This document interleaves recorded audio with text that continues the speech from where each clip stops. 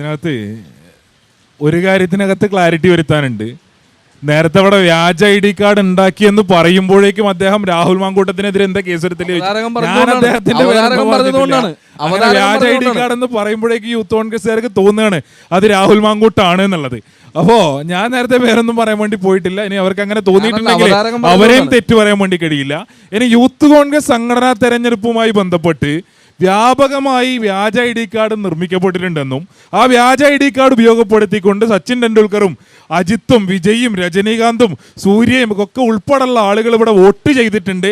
അങ്ങനെയാണ് രാഹുൽ ഉൾപ്പെടെയുള്ള ആളുകൾ ഈ പറഞ്ഞ പോലെ ഭാരവാഹി ആയത് എന്നുള്ള ആക്ഷേപം ഉയർന്നു വന്നത് ഈ നാടിനകത്ത്. അങ്ങനെ ആക്ഷേപം ഉയർത്തിയത്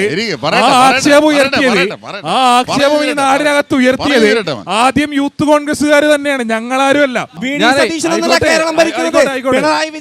ആയിക്കോട്ടെ ഇനി പറഞ്ഞു പൂർത്തീകരിച്ചോട്ടെ.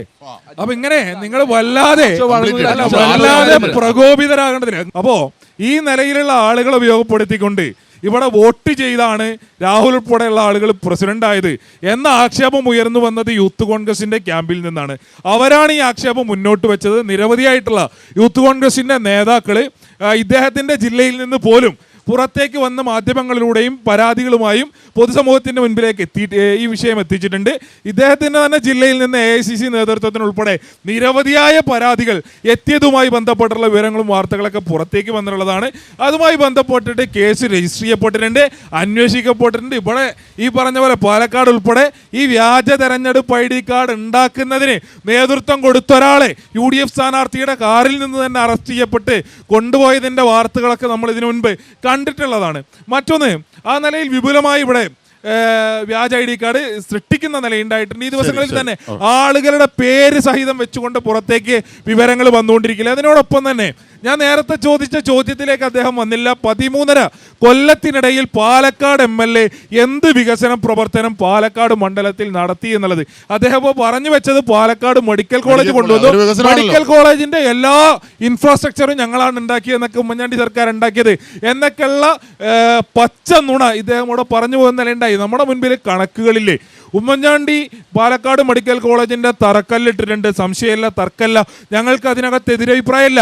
കേരളത്തിനകത്ത് അങ്ങോളം ഇങ്ങോളം പലയിടങ്ങളിൽ അദ്ദേഹം തറക്കല്ലിട്ടിട്ടുണ്ട്. കഴിഞ്ഞ UDF മിനിസ്റ്റർ തറക്കല്ലിട്ടിട്ടുണ്ട്. ഈ ഇവിടെ നിന്ന് 100 മീറ്റർ അപ്പുറത്തെ പണ്ട് ഉമ്മൻചാണ്ടി ഇട്ടൊരു തറക്കല്ലുണ്ട് കോച്ച് ഫാക്ടറിയുടെ. അപ്പൊ അങ്ങനെ ഒരുപാട് തറക്കല്ലിട്ടിട്ടുണ്ട്. ആ തറക്കല്ലിന്റെ മുകളിൽ പാലക്കാട് മെഡിക്കൽ കോളേജിലെ ഒരു ട്യൂഷൻ സെന്ററും കെട്ടിയുണ്ടാക്കിയിട്ടുണ്ട്. അതിനപ്പുറം മെഡിക്കൽ കോളേജ് എന്ന സ്വപ്നത്തിലേക്ക് അത് എത്തിയിട്ടില്ല എന്നുള്ളത് വസ്തുതയാണ്. ഈ ഉമ്മൻചാണ്ടി മിനിസ്റ്ററുടെ സമയത്തെ കണക്കുകൾ നമ്മുടെ മുൻപിലുണ്ടല്ലോ. 28 കോടി രൂപ മാത്രമാണ് ആകെ പാലക്കാട് മെഡിക്കൽ കോളേജിന്റെ അഡ്മിനിസ്ട്രേഷന് വേണ്ടിയും ഇൻഫ്രാസ്ട്രക്ചർ വികസനത്തിന് വേണ്ടിയും ആകെ UDF മിനിസ്ട്രി ചെലവഴിക്കുന്ന നിലയുണ്ടായിട്ടുള്ളത്.